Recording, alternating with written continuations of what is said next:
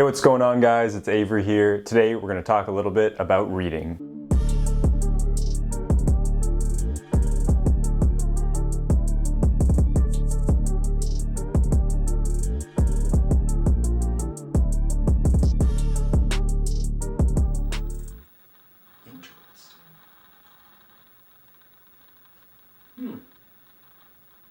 Books will do a whole lot of things for you. It'll make you seem like you know how to read, which is very important on your journey towards any type of education, especially with real estate investing. It'll make it seem like you're extremely knowledgeable if you have a huge bookcase that everyone can see, and it won't make you look very pretentious at all. Maybe it will.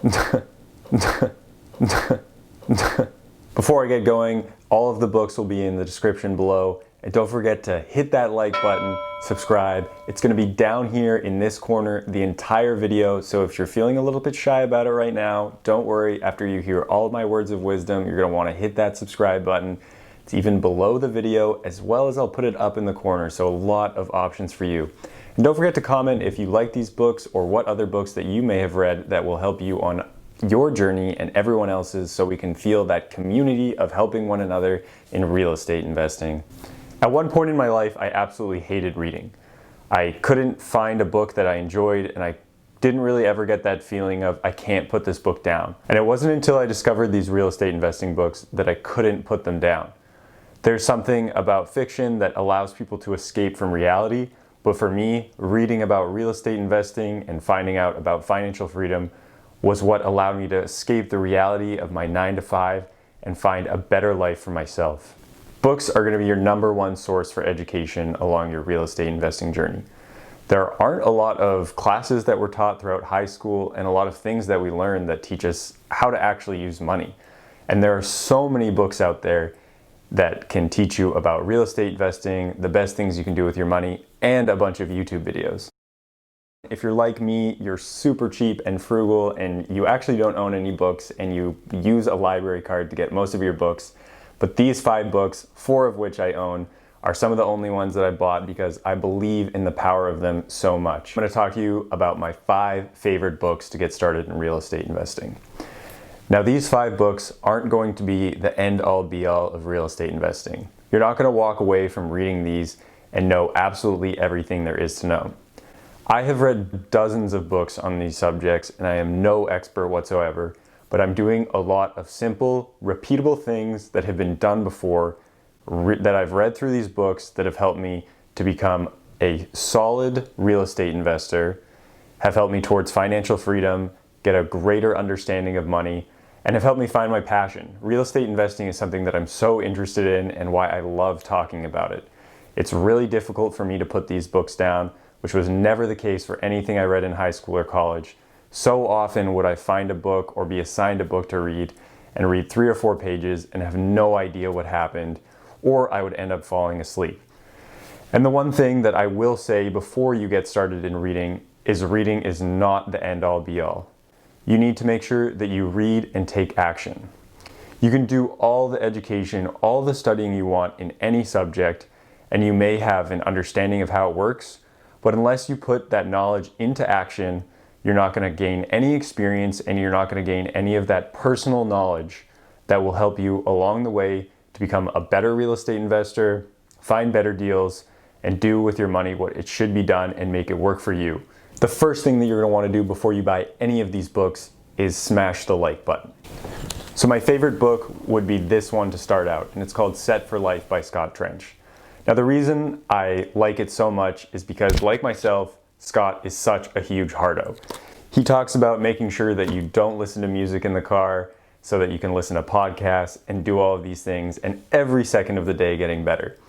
Now, I agree with that wholeheartedly when you're starting out, but you can relax a little bit, find time to enjoy the things that you want. But when you're really in that crunch mode, getting started mode, you want to absorb as much information as you can and turn it into action. In this book, Scott talks about the perspective of someone earning $50,000 a year and how they can become financially free and using their money to become set for life. The major highlights of this book are going to be talking about the things that people spend their money on. Now, think about your most expensive bills throughout the month and where all of that money goes. The largest expense we have is housing. Second and third would be transportation, getting to and from work, getting around, going to see people, maybe public transit or taking an Uber. And then the third thing would be our food bill. Now, a lot of people have a very big difference in this food bill. It could all come from groceries or it could all come from eating out. I think one of the most important things Scott talks about in this book is not just penny pinching. People get this weird sense that if they don't go to Starbucks or make all of their coffee at home, that they're going to become rich. And if you think about it, if you bought a cup of coffee at Starbucks every day, you're spending around $1,200 a year. And saving $1,200 isn't really going to be that substantial when we're talking about a down payment on a home or investing in stocks or doing anything that'll have substantial return. Now, if you can get rid of your full housing expense or really cut down on your transportation by, say, using a bike instead of a car so you have no car insurance, or if you can go from eating out every single day of the week to making most of your meals at home or even half of your meals at home, you're going to be setting yourself up to utilize a large chunk of money towards a down payment. Doesn't Robert Kiyosaki have a really nice smile? He is just a funny guy. One thing that he did do very well was write this book, Rich Dad, Poor Dad. Now, this book won't talk to you about how to run numbers or how to physically find real estate deals, but it'll get you a shift in mindset. It goes through the perspective of his two dads, his rich dad and his poor dad. His poor dad being someone who is a doctor. And we would obviously hold a doctor in high esteem. They make a lot of money. So we assume that this is someone we should regard and someone that should be our role model. Now, I'm not saying that that is or isn't the case, but the way the doctor, his poor dad, was with his finances was that they were still living paycheck to paycheck. Now, you would think that if you have all this money, you wouldn't be living paycheck to paycheck. But often when people start making more money, they start spending more money, which is exactly what you shouldn't be doing. But Robert's rich dad lets his money work for him. So that would be utilizing your excess cash that you don't spend on random, useless things and investing in assets like real estate or stocks that make your money grow. This book is really important because a lot of the time when we're growing up, we're taught, get a good education, make sure you get a good job so that you can have a 401k so you can retire by 65 and enjoy your life then. And this book really flips that around, total 180, makes you think about what's important in life, what you want to spend money on, and how you can get your money that you'd worked so hard to get in the first place, work hard for you rather than you trading your time to get more money in return and then wasting it on dumb crap. Now, I don't have the third book on hand, but I think it is a really important book because a lot of people say it's difficult to get started in real estate investing because I don't have any money. Now, J.L. Collins' Simple Path to Wealth is by far the most simple and yet boring but easy way to become really wealthy and gain your net worth and not have to worry about money and have your money work for you. The basic tenets of the book are to make sure that you take your W-2 income or whatever income you may have and save 50% of it. And not just save 50% of it and let it deflate over time, but take that 50% income and just invest it into low-cost index funds. Now, this book isn't going to tell you about how you would be investing in real estate and what you need to do, but as I mentioned, a lot of people have difficulty coming up with a down payment, and if you can figure out ways to make sure you're saving 50+% of your income and then taking that 50% excess, putting it into real estate, putting it into stocks, you're going to find yourself on a much better path than if you were just wasting this money doing things that you didn't really need or didn't really care about.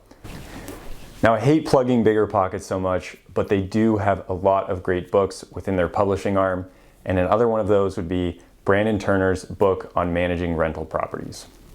If you're going to become a real estate investor, you're going to be managing properties, and you're also going to be managing tenants. Those are going to be your money makers. Your tenants are really your customers and who is going to pay you, and that's your source of passive income. Now, the most important thing about tenants and about managing your property are finding the correct tenants, screening them properly, what criteria you need to have for good tenants. And this book really goes into a lot of those details, as well as it has a number of great documents and resources for leases, for clauses in your leases, for screening tenants, various applications or things like that that you can use to get all of this stuff done, and putting systems in place. And lastly, I think the book on flipping houses by Jay Scott, again, another BiggerPockets one, not paid by them, but they do have a lot of great information, would be Jay Scott's book on flipping houses. Now, you might be thinking, Avery, I'm not planning to flip houses. And I totally get it. I don't flip houses either, but if you're going to be a real estate investor, you're going to be part of some type of rehab. And it's really important that when you go through that rehab, whether you're paying someone else to do it or you're doing it yourself, that you understand what needs to be done and in what order, and potential costs of all of those renovations. So if you're going through a home and you don't understand the cost or what needs to be done, you're not going to really know whether it's a good investment for you at the time.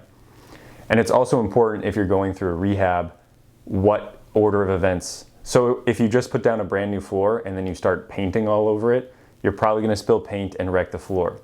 If you buy a new appliance before you've put the floor in, it'll probably just be sitting out in the middle of the kitchen and it's going to get dinged or scratched by whoever's putting the floor in. Even if it's yourself, it just is what happens. So you're going to want to make sure that you understand how much things cost and the order of events for when you're rehabbing, so that you know exactly what's going on and you can have your project run as smoothly as possible so your asset can churn out the most amount of income for you.